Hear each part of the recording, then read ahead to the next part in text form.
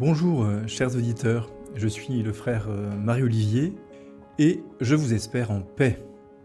Aujourd'hui, parlons d'un combat que beaucoup mènent en secret, le régime. Question de survie, le podcast des moines dominicains qui prend avec vous la vie du bon côté. Chaque semaine, les frères dominicains vous guident pour affronter tous les grands défis de votre vie personnelle, familiale et relationnelle.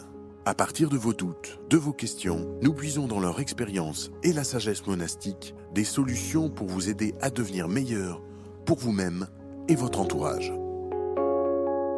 Oh là là là là, il faut que je perde du poids. Cette exigence vient avec l'âge, inexorablement, nul n'y échappe. Pour des raisons d'esthétique, de santé, de performance, la société et nous-mêmes, nous nous mettons la pression.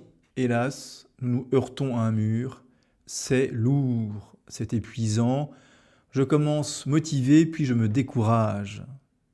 Sur le mode de l'humour, une amie me disait mi-dépité, mi-amusé, je commence un régime, mais mon frigo n'est jamais au courant. Peut-être est-ce ton cas, ami auditeur. Tu n'es pas paresseux, tu n'es pas sans volonté, mais tu as l'impression de porter un sac trop lourd. Celui des régimes à répéter, des comparaisons aussi, des chiffres sur la balance, des efforts qui semblent lents à porter du fruit. Alors, une question se pose. Est-il possible d'alléger ce chemin ? Peut-on prendre soin de son corps sans que cette ascèse devienne une lutte permanente contre soi-même ? Je vous propose 3 étapes. Premièrement, comprendre pourquoi le régime alimentaire paraît si lourd à suivre. Deuxièmement, identifier les pièges qui fatiguent. Et troisièmement, ouvrir des chemins plus doux et plus durables. D'abord, pourquoi est-ce si lourd ? Eh bien parce qu'on transforme souvent une démarche de santé en épreuve morale. On ne dit plus « je veux prendre soin de moi », on dit intérieurement « je dois corriger quelque chose qui ne va pas ».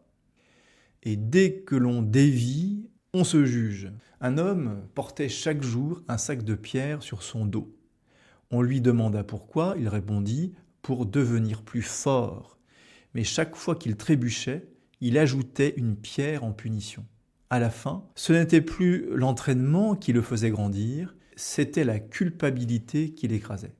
Beaucoup vivent leur rapport au poids ainsi. Chaque écart devient une pierre supplémentaire. Ensuite, il y a l'impatience. Nous vivons dans l'immédiateté. Nous voudrions des résultats visibles vite, mais le corps n'est pas une machine à corriger. C'est un organisme vivant avec son rythme, son histoire, ses fragilités. Un homme disait à son médecin « Docteur, je crois que j'ai un problème de volonté. Chaque soir, je décide de manger léger et chaque soir, c'est le dessert qui gagne. » Le médecin lui répondit « Ce n'est pas un problème de volonté, c'est que vous négociez avec un tiramisu à 22 heures. Et à 22 heures, monsieur, le tiramisu est toujours plus convaincant que vous. » Alors ce diagnostic fait sourire, mais il est vrai. La fatigue, l'émotion, la solitude du soir jouent souvent plus fort que nos grandes résolutions du matin. Toujours est-il que violenter son corps ne sert à rien. Patience et longueur de temps font plus que force ni que rage, comme disait le sage La Fontaine. Enfin, il y a les comparaisons. On se compare à des silhouettes idéalisées, à des photos filtrées, retouchées, à des standards irréalistes. On ne dira jamais assez la tyrannie des réseaux sociaux. Ah, l'instagrammite aigu. Et l'on finit par croire que notre valeur dépend d'un chiffre ou d'une silhouette. Or, notre dignité ne fluctue pas avec la balance. La santé est un bien précieux. L'obsession du contrôle, elle, peut devenir un poids plus lourd encore que les kilos. Comparaison n'est pas raison. Alors, comment alléger ce chemin ? D'abord, changer d'objectif intérieur. Ne plus viser devenir parfait, mais devenir plus vivant. Au lieu de se demander combien dois-je perdre, se demander de quoi ai-je besoin pour me sentir plus en forme, plus énergique, plus apaisé. La motivation change quand elle naît du soin plutôt que du rejet de soi. Un homme voulait réparer une vieille horloge. Impatient, il secouait le mécanisme en répétant « Elle doit fonctionner parfaitement ». Plus il forçait, plus les rouages se bloquaient.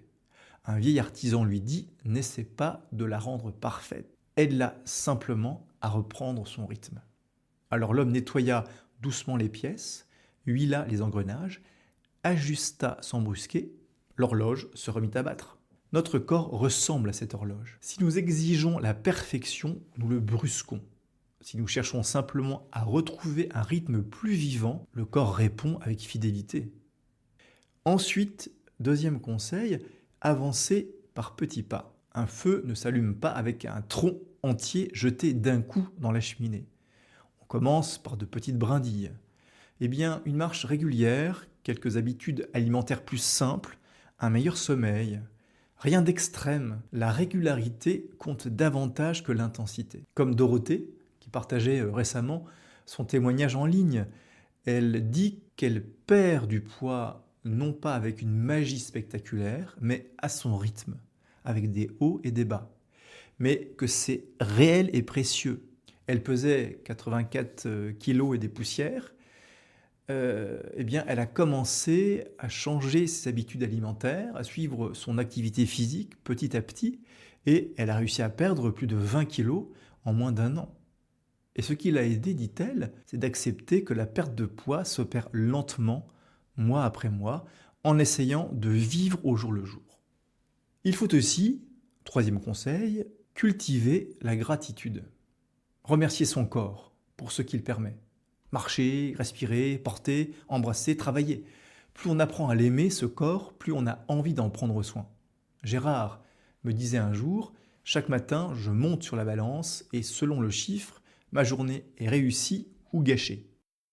Il vivait au rythme d'un nombre. Eh bien, un jour, il a changé un petit rituel. Au lieu de commencer par la balance, il a commencé par une courte marche de 10 minutes. Pas pour brûler des calories, juste pour respirer. Et en marchant, il s'est mis à dire intérieurement « Merci pour mes jambes qui me portent, merci pour mon souffle, merci parce que je peux avancer. » Rien d'extraordinaire, pas de révolution, mais progressivement, quelque chose s'est déplacé. Son corps n'était plus un adversaire à vaincre, mais un compagnon à soutenir. Notre corps est un instrument précieux, mais si nous l'accablons, il se ferme. Si nous l'écoutons, il répond. Et paradoxalement, plus on cesse de le haïr, plus on trouve la force de l'aider à changer. Enfin, pour ceux qui sont croyants, se rappeler que nous sommes créés bons. Le soin du corps peut devenir une action de grâce, un hommage au Créateur, et non une quête d'image. Prier pour recevoir la persévérance, la paix et un regard juste sur soi. Demander la liberté intérieure face aux comparaisons et aux exigences excessives de la société. Il y a ici une forme d'acceptation spirituelle.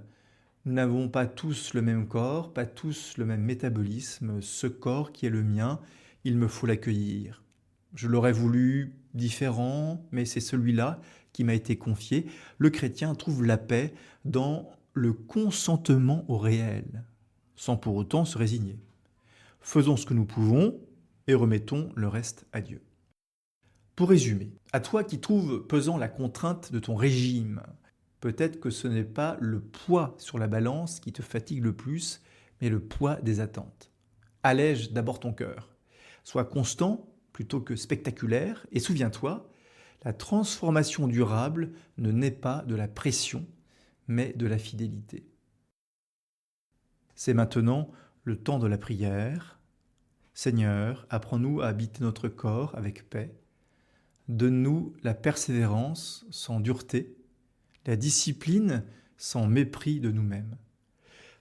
Libère-nous des comparaisons et des exigences qui écrasent, que nous avancions avec douceur et constance dans la gratitude et la confiance. Amen. Chers amis, merci d'avoir suivi cet épisode de Questions de survie jusqu'au bout. Si ces mots vous rejoignent, partagez votre expérience avec respect et délicatesse. Toute l'équipe vous attend, les frères Philippe, Nicolas et Rémi, et nos amis Arnaud et Isabelle. À très bientôt.